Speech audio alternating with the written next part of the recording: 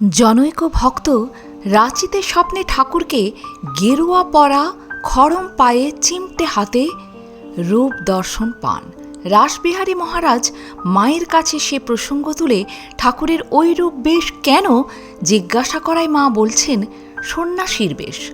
তিনি যে বাউল বেশে আসবেন বলেছেন। বাউল বেশ গায়ে আল খাল্লা, মাথায় ঝুঁটি, একখানা দাড়ি।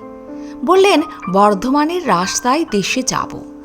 পথে কাদের ছেলে বাহ্যে করবে, ভাঙা পাথরের বাসন হাতে, ঝুলি বগলে। যাচ্ছেন তো যাচ্ছেন, খাচ্ছেন তো খাচ্ছেন, কোন দিক বিদিক খেয়ালই নেই।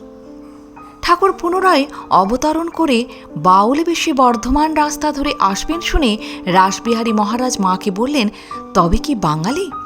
মা সমর্থন করে বলছেন, হ্যাঁ বাঙালি। আমি শুনে বললুম, ও কি গো, তোমার এ কি স্বাদ? তিনি হেসে বললেন, হ্যাঁ, তোমার হাতে হুঁকো কলকে থাকবে। জয় ঠাকুর, জয় মা, প্রণাম নিও। আজ এ পর্যন্তই। ভালো থাকবেন, সুস্থ থাকবেন।